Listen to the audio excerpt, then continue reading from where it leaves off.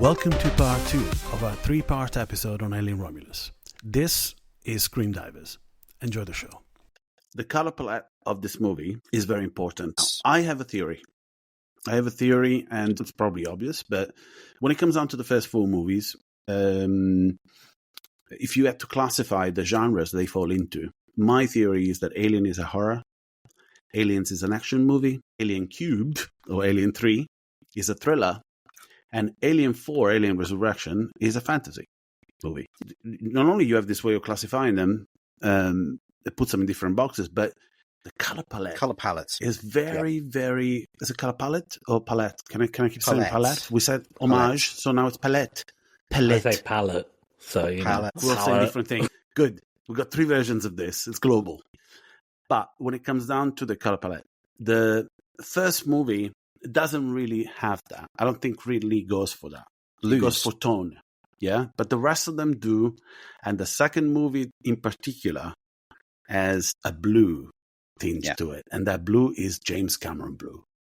There are sequences in this where homage to Aliens is paid heavily. There's a bit where there's a smoke machine going off and there's a laser at the right before the anti-gravity sequence. That tone of blue is James Cameron blue. What were you saying, Ricky? Yeah, I was going to say that in Alien, it's a slightly greeny. Yeah. Well, now, the third movie is Fincher. Fincher does grimy, amber brown. Yeah. It's a thing that he does in all of his movies in a particular way because that's the tone. And I love when a director does that. I love it. In Alien 4, there's one color. In Resurrection, there's one color that is very dominant. I think it was Jean-Pierre Jeunet or Caro. Yes. The guys from the Delicatessen. Jean-Pierre Jeunet. It's one of them, I think. And it's green. Jeunet, That movie is green through and through. Yeah, green. And it's a particular type of green as well. Mm-hmm. This movie... City of Lost Children green. Yeah. Mm-hmm. Bravo. Bravo. Très bien. In this movie, the color palette I thought was chosen, which would have been great if you went all the way through, is red. And red is heavily prominent here. And I think Alvarez doubled down on the best sequence of his remake. In Evil Dead, he tried to replicate the amount of blood used in Evil Dead 2 Dead by Dawn. You know, the shower scene with the... Oh, but not only the shower scene, in Evil Dead, right? My God. What I say? In the remake, that chainsaw sequence is renowned, the entire production. Like, it's like how he basically approached the public by giving them it's a great marketing technique, I think, to give the public insight on the production process, like a trailer before the movie comes out. He did the same with this and practical effects. In fact, I wish I didn't watch that because it raised the bar for me even further when I was like, okay, in this age, I am using practical effects. You know how impractical this is, but I'm going to do it. And he did that with Evil Dead. Like, they use liters. Like, I think he's got the record now for the highest amount of blood used in a movie. And it's to replicate that sequence with Ash. Jesus, Ricky, you're a big Sam Raimi fan. Your son is called Ash. Yep. There you go. So you know what I'm talking about. So red was a prominent color picked for this. I was going to add to that in terms of in Evil Dead. If again you haven't seen the remake of Evil Dead, there was a point in that film. Whoever's listening to this hasn't seen Evil Dead. Okay, I really hope. You know what? If you haven't seen it, stop listening. We don't want you. We don't want you. But I tell you what. Yeah. That scene, which remake, by the way? Not Evil Dead fucking Rise. Oh my God, this is you all over. But we'll talk about you. No. And franchise films later on. And franchise film is the best thing ever. But anyway, okay, we're talking about Alvarez remake of Evil Dead. Yes, we are. So when I said we don't want you if you haven't seen it, please, we're talking about the Alvarez 2013 Evil Dead remake, not Evil Dead Rise, which is the movie that broke my fucking heart. I'm sorry. Oh my God. Okay, go ahead. Anyway, nothing to do with Alvarez. Go ahead. And again, if you haven't seen it, please switch off now because I'm about to spoil something amazing here. I was sat there in the cinema and it was like the weekend it opened and I sat there and I was all over it like, I loved all the homages. I hate that we didn't go together. Anyway, I know, but I saw all of this stuff. And the bit that I laughed out loud and I probably disturbed everybody in the cinema at was towards the end when she's like standing outside the cabin and it rains blood. Oh my god! It's That was amazing. like, It's yes, amazing. It's amazing. that's amazing. That made the whole film for me. I didn't care if people said like, "Oh, it's a bit torture porny" or whatever. I literally was like, that scene. You cannot beat that scene. She thinks she's beaten the curse, and it rains blood. It is why. Even with this film and with Don't Breathe, I will always say, if he didn't make that film, I probably would have been like, yeah, okay, they got somebody who did Don't Breathe and all that. Yeah, it's a horror. That version of Evil Dead, and many people don't rate that remake of Evil Dead. I do. I'm with you on that one. It took me a long time to watch it. The 2013. Yeah, I was adamant I wasn't going to watch it. I was adamant I was going to. It can't be done kind of situation. Then I watched it. And I was like, actually, I should have seen this in the cinema. You know why it works? I think that movie straddles the line between Evil Dead and Evil Dead 2: Dead by Dawn. Yes. Because it's hard to replicate the comedy of the second one. It's really hard, man. It's that type of slapstick that only Raimi can do. 100%. Yeah, so he did it as a fan. Again, though, this goes back to, I think it's time to shine for him now. He was born in 1970. Yeah, he was born in 1976. And he's actually Uruguayan as well. He was born in Montevideo. So he's my age bracket. He's our age bracket. And he makes movies like a fan. And that's how Tarantino started. You say what you want about Tarantino, but you can see the love coming through from his movies. Call him hacky, call him this, call him whatever. But that's important to me. I appreciate that. So when it comes down to the color palette, going back to what I was saying, I hope he sticks to red. I hope he owns it. Nobody else is doing that now, and I think he should keep doing it. And in this movie, you see sometimes it's just heavy presence of red lighting in it. There's a tinge covering a sequence, and it's like he really wanted to go all out on it and have it pervasive throughout the entire movie, and he did it. Even the poster, the red poster. Now it follows suit. Yeah, absolutely. But there's he paid homage to the original quadrilogy. Yes, he had to, and you got 2 hours to do it, so there's so much space. Plus, imagine having Ridley's presence behind you, just telling you, "Please put this in, put this in." You're laughing, but I'm pretty fucking sure he did that, man, and you can see it. There's stuff being shoehorned in here. He paid homage to Alien. He paid homage to Aliens. God damn it, man! Look, Prometheus. Yeah, to Prometheus, to Covenant. Yeah. When it comes down to Ridley, obviously there was this legacy of Prometheus and Covenant and this desire that Ridley may have to carry this on. Ridley and I get still it. has credits as a waiting for the next movie. It's possibly the 9th and final installment of this saga in movie form, because I think it's going to move to television. Yeah, we got Alien coming out. That makes a lot. Yeah. Before we carry on, you guys have already brought up Ridley Scott a few times. Have you got your phone? No, wait. No, have you got your phone? Have you got your phone?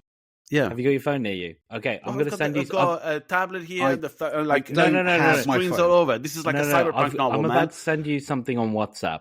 So my phone's going to go ping. Yeah, This is I see. You have the machine that goes ping. Yeah, this is something I've been holding on to since I saw Alien Romulus. All right, it better be short because this makes for dog shit content. It's my favorite meme. Listening to this, I would put this on the page. Come on, let's do it. Nice to see you. If it bleeds.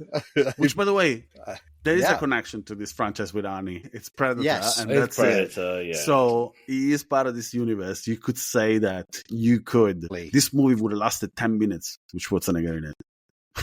10 minutes. You want to lay eggs into my mouth? Come on, I'm here. The one thing I've realized about our conversation so far is that we've focused on the first half an hour of a 2-hour movie. No, and I didn't even get to the point I was going to try and make because Umba broke in. Do it. Make the point, man. I'm muting my mic to make sure Steve can say this. Go. Okay, so what we get introduced to is the original Big Chap, which is the classic alien from Aliens. Oh my God. Even when he's trying to be quiet. I just took a swig of whiskey. Okay, so we get the cocooned alien Big Chap. And it's the same cocooned alien Big Chap. Ripley. Big Chap, what the fuck are you talking about? That was the name given to the first alien in 1979.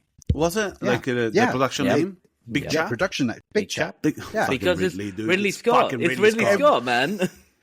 Every single version of the Aliens has a different name.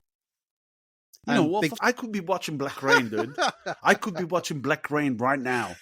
I could be watching Black Rain. I could be watching Ridley Scott trying to make a movie like his brother. So, and it's a nice design choice to have that same alien come back in the same design, even with the same hook. It is the same alien, though. Yeah, exactly. No, it is. No, but it is the same alien. This is why I'm saying it's a Big Chap. It's a Big Chap. Yeah, it is a Big Chap. Yeah, it is a Big Chap. Big Chap. And the cocoon and everything else, and the production design from that is perfect. If you say cocoon one more time, I'm going to put it on the schedule. Because we are getting to that age anyway. Oh my God, can we do Cocoon? Oh my God, can we do Cocoon 2, The Return? What the fuck is why are you wincing, Steve? It's a great fucking movie. And maybe at this age we'll get it a little bit more.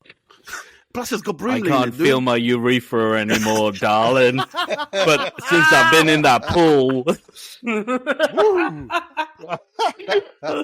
I love Cocoon. Oh my God, why didn't you mention Cocoon? That's all on my mind. Diabetes. Well, I've been talking about cocoons for the last time. Okay, but no. I love Wilfred, man. Wilfred Brimley fucking made the thing for me. I love that guy. Let's stop the design part. Let's stop the Quaker hosts right now. I want to No, let's bring it back. Okay. I want to talk about the practical effects. Okay, yes. And I know the practical effects are one of the good things about this film, but it's also one of the things about this film. Oh my God! Did you see? Right. Okay. Again. No. Stay with what the fuck you were saying. I was following you for one moment. My ADD was at bay, and I was listening to you. So please, what were you saying? Don't take a fucking tangent. That's my job. You're the one who said Cocoon. Jeez. Come on. Probably guessed we talk about movies a lot to ourselves. And I say this from the bottom of my heart, or from the heart of my bottom. I wish you were all here with us in this room right now. You, on the other hand, you should be worried if you were here. I'm not trapped here with you. You're trapped here with me. You're trapped in here with me. Ricky, finish what you're saying, Ricky. Please finish what you're saying. Are we talking about practical effects yet? You were talking about practical effects. Good. There is one scene in... Okay, there's many scenes, but... Okay, the practical effects of... Actually... 24 frames per second for 119 minutes made for many, many scenes.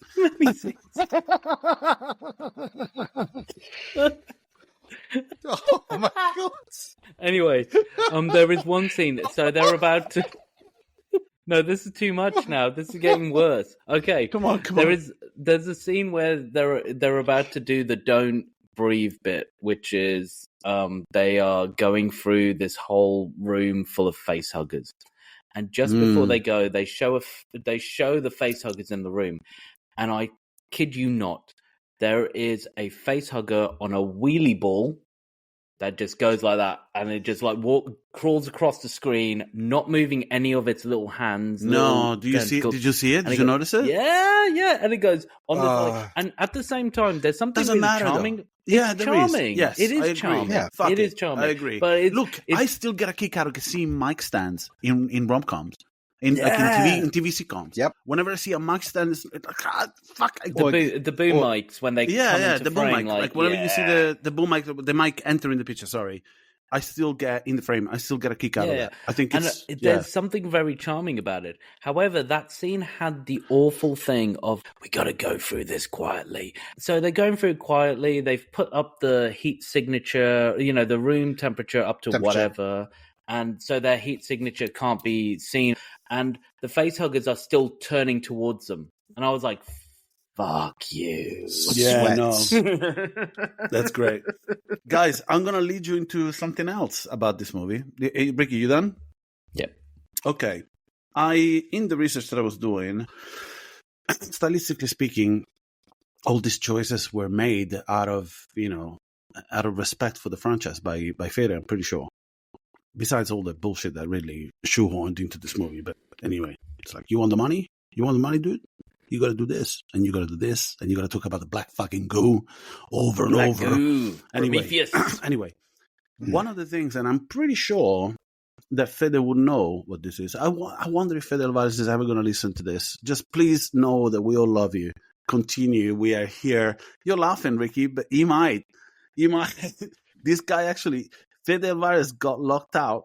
If you're listening to this, if you just go on social media or just do a Google search for Fede Alvarez, was unable to post on an Alien, or it was a tweet or an X thing. But basically, people thought he was impersonating himself. Did you see that? On Reddit? Yeah, on Reddit. Yeah. There you go. Thank you. I'll put it in the show notes anyway. We'll put it in the show notes. That thing. Anyway, he got banned because people thought he was impersonating himself. Now, there is one feeling that I got from this movie as soon as they got to the Renaissance. The space station reminded me of a video game franchise that it's very close to my heart. That if you're listening to this, you can don't steal this from me. That is Dead Space. Dead Space came out in 2008. It was released by Visceral Games, but the man behind it, his name was Glenn Schofield. And if you heard this name in last year or the year before, it's because there was a bit of an uproar about him being the creator, being locked out of one of the best remakes of an older game for a current generation of consoles and PC. So there is more than one reference. The first time I started thinking of Dead Space is when the camera is kind of floating through one of the corridors of the space station, and there is a disembodied voice in the background, which is meant to be addressing the civilians that live on the space station and the scientists as well. Mother. Oh, yeah. It really, really reminded me of Dead Space. Like a lot. Yep. Not a little bit, like a lot. So that voice was actually done by Anna Marie Griggs, who plays Mother. Well, there you go. She's from production team. It's from the production team. Do we know her from anything else? Yeah, Mother from the originals. No, she's not the Mother from the originals. Is she not? No, she's actually the voice of Mother for this. But she's emulating the original Mother, right? I suspect so. That's one of the things that reminded me just more than Dead Space, but the titular character, the main character for that game, which is Isaac. Isaac is meant to wear suits and protective gear that resembles mining gear as well. And towards the end of this movie, the entire sequence with Rain, which, by the way, Kaylee Spaney, it's not the first time that she played a character called Rain in popular media. Can someone do me a favor? Steve is laughing because maybe I stole this trivia from him. And if he doesn't know, Ricky, can you please do a quick search on her IMDb? Oh my God. Yeah. The video game Dead by Daylight. Dead by Daylight. Yep. True slasher. Another tribute to proper slashers. God, it's the second time that she plays Rain. Yeah. I can't believe Dead by Daylight is 8 years ago when it first got released. There's a board game coming out, by the way. There's a Kickstarter. And I think there's a remake. Yep. Or something coming out. Maybe. Yeah, there's going to be like if there'll be a movie coming out soon. Yeah, they're going to repackage Dead by Daylight by the sounds of it again. Yeah, for sure. Yeah. It's one versus all, that kind of online game that, if you don't know what Dead by Daylight is, take a look. But if you're not into online games, they call it asymmetric. Yeah, that's true as well. Yeah.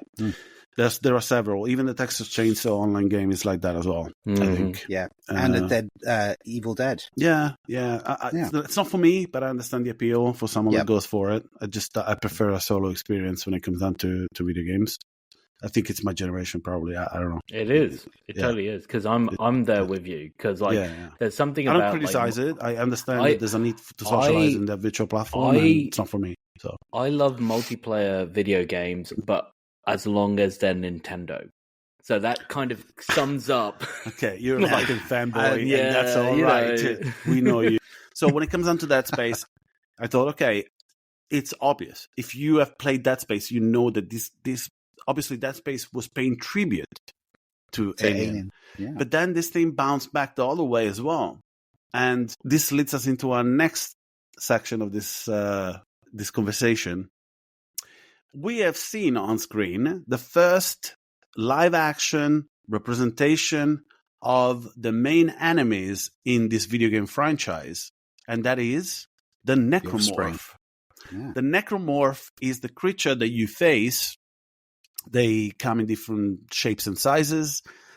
The one I'm talking about in this movie, to me, will always be a Necromorph, but no, it's called the Offspring. It's called the Offspring. It's not even funny. Like, it's too close to what a Necromorph is. And the thing is, Dead Space was paying homage to the Alien franchise. It must have been, because that's, Outland, all of those movies. Outland was written by Dan O'Bannon, right? Yeah. Yeah, there you go. Can I just add with the Offspring, when you sent me that meme of like what Alien Romulus is, and it had a picture of Robert Bobrovsky. Yeah, Rob Bob. That's his nickname. Yeah. You thought it was a joke. I thought it was a joke. Yeah, and then I looked and it's actually him. Me too, mate. Same thing. Which, by the way, I did a deep dive on him as well. Yeah. Like, bless him. But yeah, apparently he became... Did you do a deep dive on him?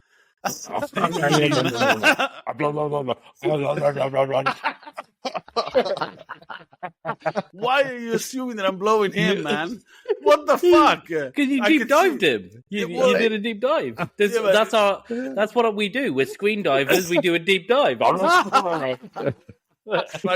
Anyway, so Robert Bobrovsky, what was it?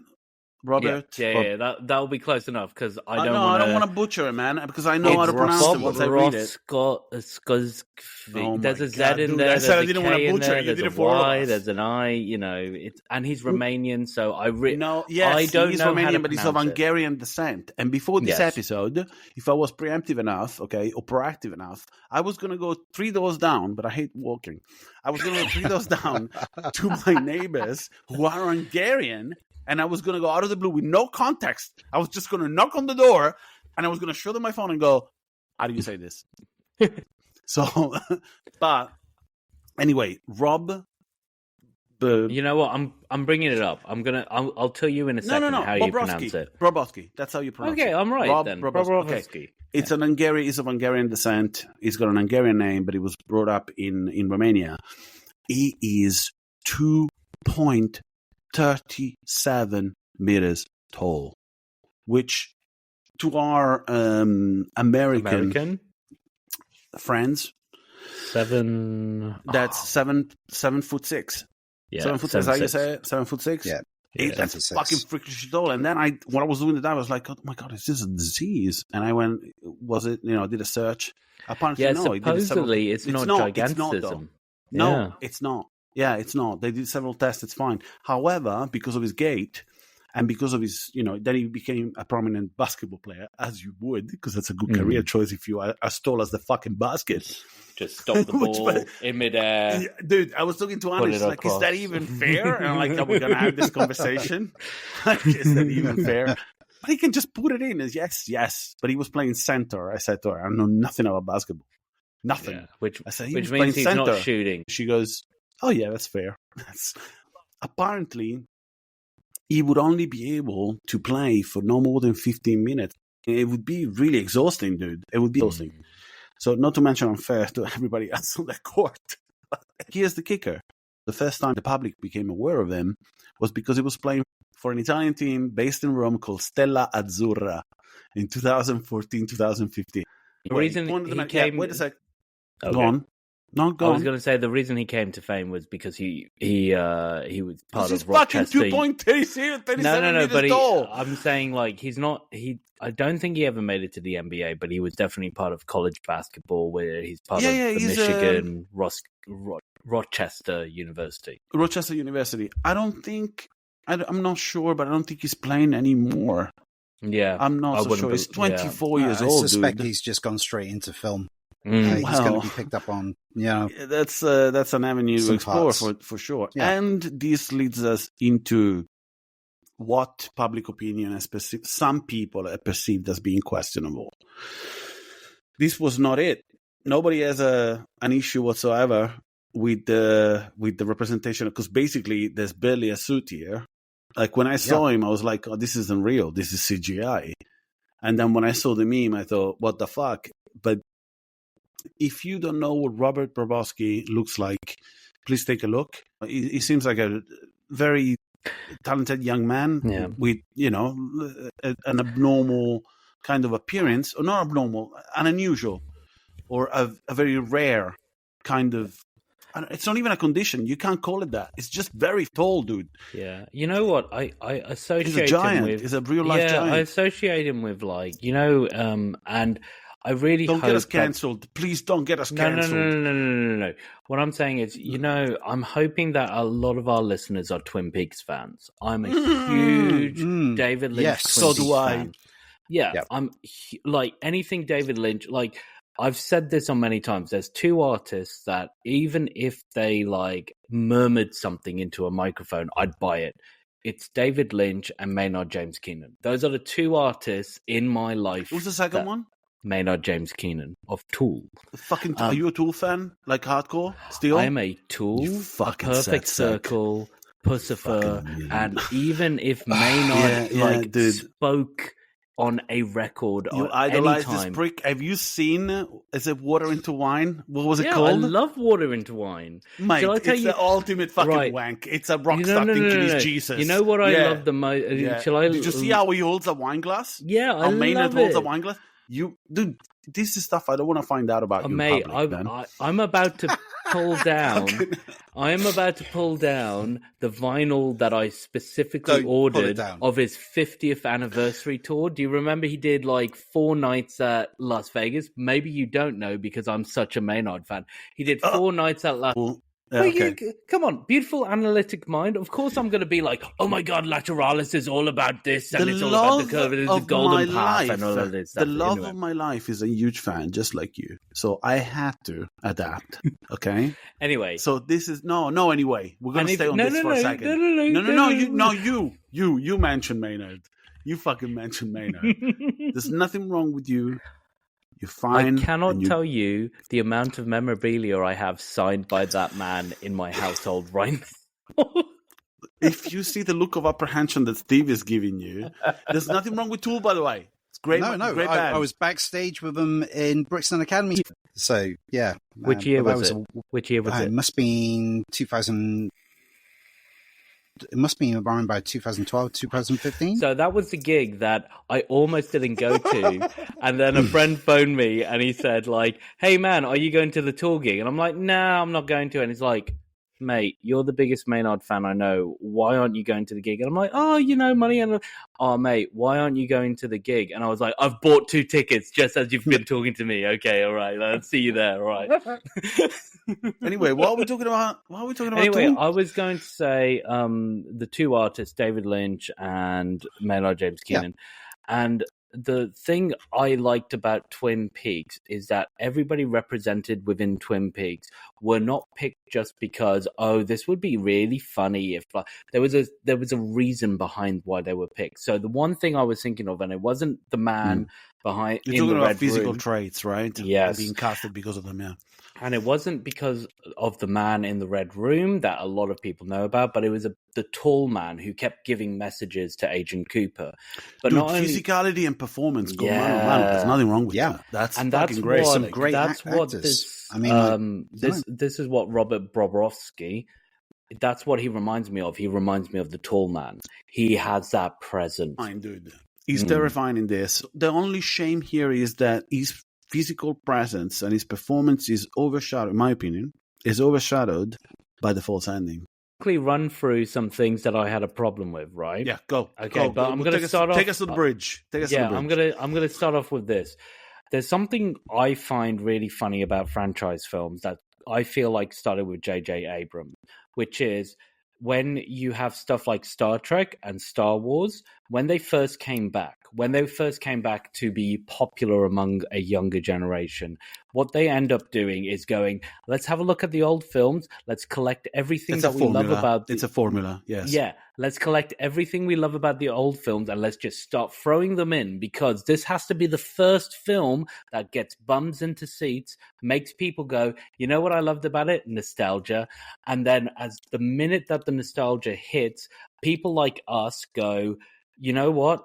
They're trying to mitigate the two worlds. Yeah. New audience and existing fan base. I get it. Like, always. I know that, like, again, we haven't talked about our history with Alien. I can tell you my history with Alien. I'm out of all three of us. They're going to make sure the movie's profitable. Yeah, there's a lot of fucking money on the table. I get it. You know, I'm the youngest out of the three of us, right? But when don't gloat. There's no need to gloat. Jesus Christ, man. This is why I love Maynard, man. You guys just don't understand. Anyway, what the fuck are you talking about? That is my music. By the way, you're fucking 5 years younger than me, so shut the fuck up. Oh my God, man. Anyway, go on.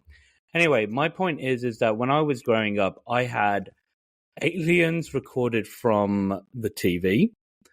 I then went and I bought... VHS? You got it on VHS? I bought the Alien Saga before Alien Resurrection was released on video. Sorry, mixing up my words because of the whiskey. Before Alien Resurrection was released on video, I had an Alien Saga box set that had Aliens, Alien 3, and then had the making of Alien Resurrection. It didn't even have Alien Resurrection in it. It had those. It was because you got it probably around the time, or you did they taped it around the time that movie was being promoted. So So I had Aliens taped off TV because I don't know why I took my parents at a very young age. Yeah, it's Aliens, whatever. And do you remember the brand of blank tapes you used to buy? Because I think it was JVC. JVC. Steve, what was your favorite brand? Because mine was TDK. I remember TDK. Maxwell had the Maxwell. Maxwell had the extended tape. Yes. And you could put it on long play and it'd be 8 hours. Yeah. Fuck, I actually miss VHS right now that we're talking about it. Anyway. And breaking the tab. This is for keeps, guys. Break the tab. You know how many more than once as a teenager I used to pull out to the gods the silver part of when you open a new pack of cigarettes, you pull out the silver part and fold it into a little square and then put that in. Yeah, but even like when you bought like a pre-recorded tape and you're like, this movie's terrible, I'm going to put sticky tape or sellotape over it. You still need a paper behind it, dude. You still need something behind it to give it weight. Because otherwise you know what I mean? Like when you pull the tab, even if you use sticky tape, unless it was duct tape, I don't know, but if you had something stronger, but if you had just had sticky tape, which more likely we had more access to as kids, I remember that you needed to put some paper behind it, and then the sticky tape on top. 100%. I think I ended up just putting over like 5 or 6 different different strips of tape on it just to make it solid. Anyway, my point is that like, so I bought Alien Saga when Alien Resurrection wasn't even on VHS yet, and then I bought the VHS, and then I bought it on DVD, and then I bought it on Blu-ray, and then I stopped. I did not buy any editions that had Prometheus. I did not buy any editions that had Alien Covenant. I have ever since Alien Resurrection, I just stopped. You know, the quadrilogy, like many of us. That's it. That's the quadrilogy. Yeah. Man, so the fact that this movie did exactly what Star Wars Episode 7 did, or did what the new Star Trek did, which was, and again, take you back to the beginning. I loved the aesthetics for this film. I loved them to bits. This reminded me very much of what J.J. Abrams did for Star Trek and Star Wars, which is collected a lot of stuff that we love as fanboys and then just kind of repeated a little bit of it and then was like, you know what? Let's bring in some of the other fans from Prometheus. Let's bring in some of the other fans from Covenant, which I did not appreciate. I agree with you.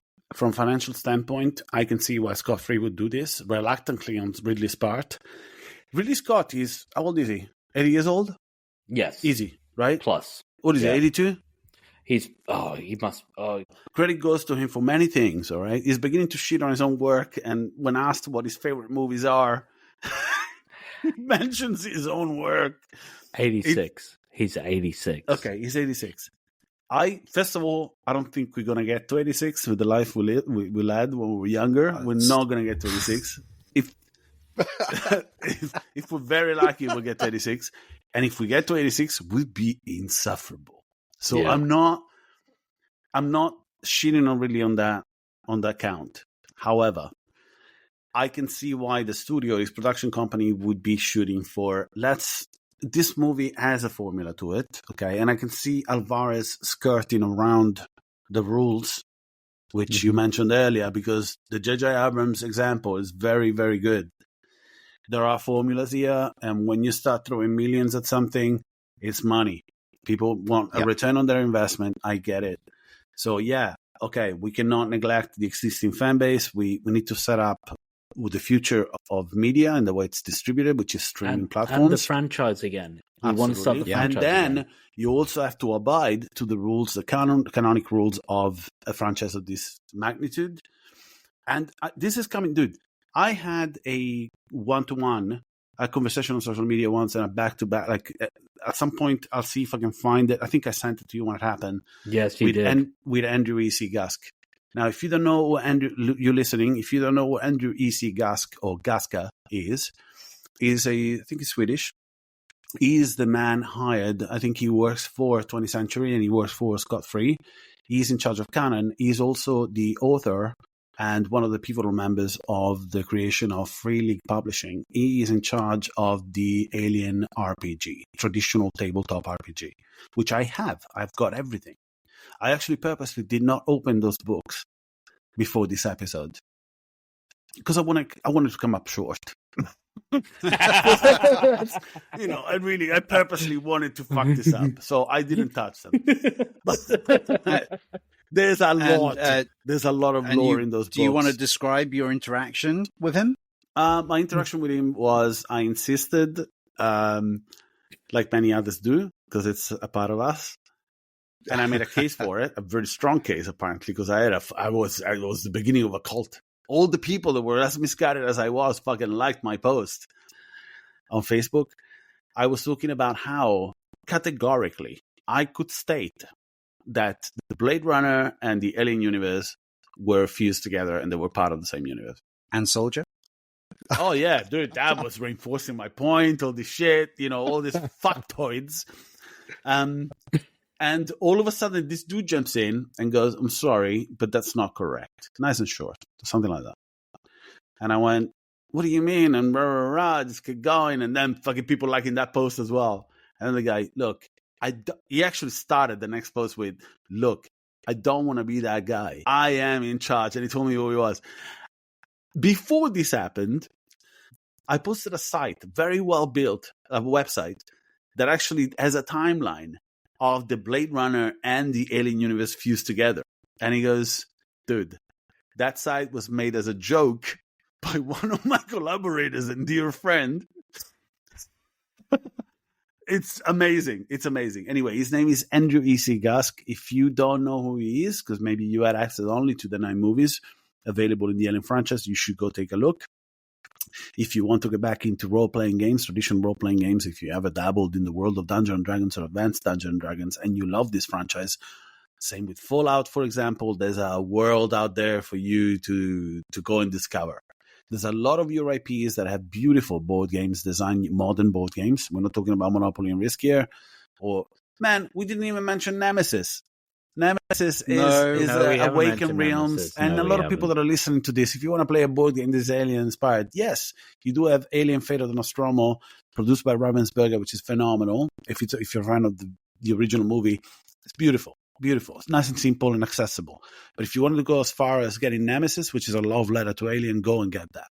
Or there's Gale Force 9, another company that makes another game based on the Aliens franchise. Anyway, point of the matter is that all of these companies that offshoot into different types of media out of the realm of film are still responsible for sticking to canon, for paying homage to a franchise that it's beloved, and you need to be very careful when you sway away from what's, allowed or what's part of canon. So as restrictive as that is, this world is so expansive. Yeah, so large, expansive, that there's a lot of like homage. The Expanse. The Expanse, actually, that's a great show. But anyway, yes. There's a lot, as restrictive as that may be. As fans as well, don't gatekeep. Let's not gatekeep. If you're listening to this as well and we got something wrong, we don't, and I wouldn't. It's energy gone in the wrong direction. Yeah. And we're going to talk about Rook next. So, okay. Do you know who else voiced Ash? Don't fucking... I can see you looking at the screen. Don't look on screen. Don't look on screen. Daniel Betts. Okay. No, you don't. So just say, I don't know, and then I'll tell you. Do you know who else voiced Ash? Not in the movies, but in something that is in a computer game. Something that is considered canon. Yeah? You're looking. Yeah, I can see you looking at the screen. I can see you moving your mouse. Is it to do with a certain computer game which came out on PS4? No, it's not Alien Isolation. Okay, right. Okay. Then I'm not sure. So it must be something else then. Like audiobook. Again, we didn't mention it all. That was all right, actually. One of the things that I have here, it's an anthology of the first 3 novels that came out. Those 3 novels are Out of the Shadows, Sea of Sorrow, and River of Pain. Which, by the way, we need to mention them because most of these 3 novels, if not all of them, take place within the same timeline of Romulus. They do. So but I've not read them. It's between Alien and Aliens. And Aliens. I have not read them. Yeah. Who is the person that played the voice of Ash in the audio play of Out of Shadows? No idea. No idea at all. Rutger Hauer. But I am amazed. No, you're not. You don't sound amazed. No, I am amazed. Yeah. We've been both watching a documentary recently about RoboCop. Yeah. Dude, I've been enjoying it. Dude. It's so good. Yes, I've been watching it. But to the people listening, was actually... Yeah, sorry. Yeah. The documentary in question is RoboDoc. It's so good. It's so good. It's one of the other was recommended by George in Horror Weekly, and it's about the making of Nightmare on Elm Street. Never Sleep Again. There's that, and then there's the It one about the production of the original It, the TV series. This also falls under the category of one of the best ever made, and if not, it takes the top spot. It's a 4-episode series. It's absolutely amazing. Ricky just got back from his peeing adventure. Yep. We're just going to mention this. How did Pea Quest go? Oh, you just restocked your whiskey. I also or did you do something else? Oh, actually, it's the same color. So, what are you doing here? Yeah, exactly. I mean, Aquavita, baby. is that like the drinking urine therapy? You doing like that's what they call it in League of Gentlemen? Aquavita, baby. Oh my God! Yeah, they do. Oh, fuck. Anyway, what we're talking about? We're talking about RoboDoc, the 4-part documentary about the making of RoboCop, on which Amazon is on Amazon Prime, or for our American friends, is on Tubi. It's there as well. I posed a question to Steve, and what you did miss, Ricky, was here on this table. I have the anthology of the first 3 novels of Alien. It's the Alien collection, and the three novels in question are actually very enjoyable. Is Out of the Shadows, Sea of Sorrows, and River of Pain. I only know River of Pain. Yeah, and I've not read all them. 3 take place within the same timeline between Alien and Aliens. Yeah, which is another point I was going to make, which is why didn't you just make a movie about this? Because they're really good. And one of them would have given us insight about Hadley Hope. And isn't River of Pain? Yeah, I was about to say, isn't River of Pain directly Aliens, like pre-Aliens? Fuck, I read them so long ago that I just brought the book out. Like the 3 of them are taking place within those two movies. Which, by the way, that's going to be my turn to go to the bathroom. Bye. Yeah. Bye. I'll be back. Right, Steve. Now that we've got the Machiavellian, host out of the way.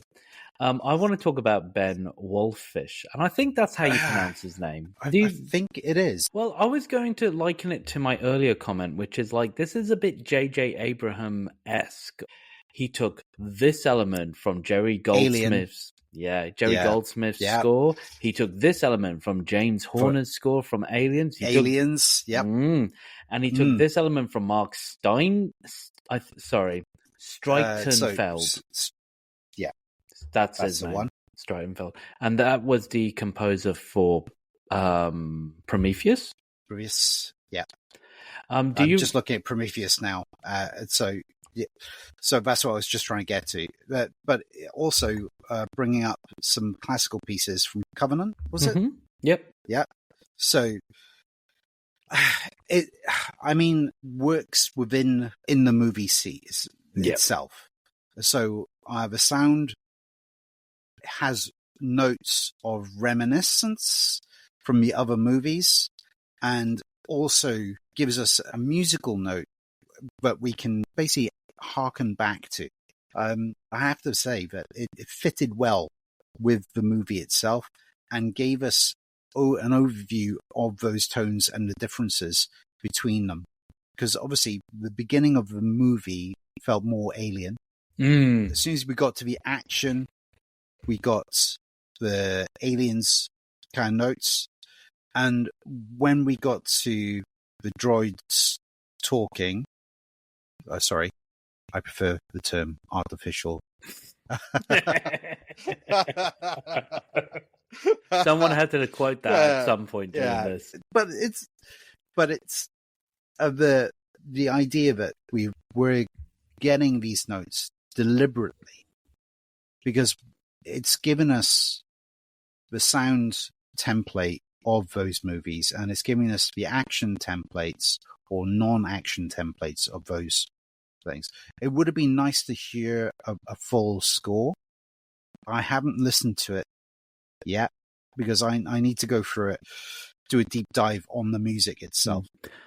I would totally echo what you're saying here, which is sort of, at the time, there was at no point did I actually hear these tones. I feel like, to begin with, the visuals and the audio really fit really well. So, like, they do. Oh, you dick! What? No crisps? No, I'm not. What are you talking about? Into the microphone? No, it's the microphone. I'm not eating. Go ahead. Anyway, I'm listening.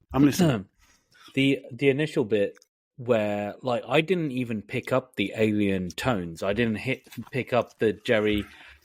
Oh my god, mate! Just mute yourself. I'm not eating, man. What were you talking about? We're physically seeing you shove stuff in your mouth. No. That's not happening. That's not happening. That's not happening. No. Seriously, what were you talking about? We're talking about the score. And how the score has the sound. You were talking about the sound, or just the score? No. We weren't talking about the sound. The sound design. Who's the score by? The score was by Ben Wolfish. Or we think it's Wolfish or Wolfish. Yeah. Wolfish. We're still talking about the first half an hour of the film, but what did you think? To be completely honest with you, there was an actual issue, and Steve will agree with us. I heard people before, as much as we, Steve had the plug-in, and I was trying to fucking really not read any reviews or anything, still bits and pieces filtered through. And they kind of elevated my expectations. And one of them was about the sound design. And I do believe that it was great. However, the theater we went to see it in it wasn't good. It wasn't good. Yeah. It wasn't great. It didn't showcase that. Dude, I've got Dolby Atmos, because I rave about. Anyone that knows me knows that I rave about Dolby Atmos and DTSX as the part of the industry that appeals to me the most. More than higher resolutions of HDR. When it comes down to sound design, I am completely enamored with the possibilities and what's available at the moment for the end user. At home as well, I get to have an experience that is dude, I've got a copy of the new transfer Blade Runner that when Deckard is eating noodles in Neo Tokyo and it's raining, I had people come in here to watch this, and they literally looked up at my ceiling, and I was, oh my God, I wasted my money correctly. This is amazing. I am financially irresponsible. And yet, I throw money at shit like this. So the possibilities are endless. And yet, the movie theater that we experienced the movie in it's not that it wasn't that bad, dude, but it wasn't. I think something was missing. So when it comes down to the score, serves the movie well. Yet again, we're not talking about a Morricone or a Zimmer we're talking about another element of the production team that paid homage very well to anything that would be bringing the movie to an evocative point. Yes. An homage. Yeah. And that is the issue that I have with this movie, which I will mention later anyway. End of part 2. Please join us next week for the third and final part of our Alien Romulus episode. If you enjoyed the show, please follow us on Facebook, tell your friends, and give us a like on your podcasting platform of choice.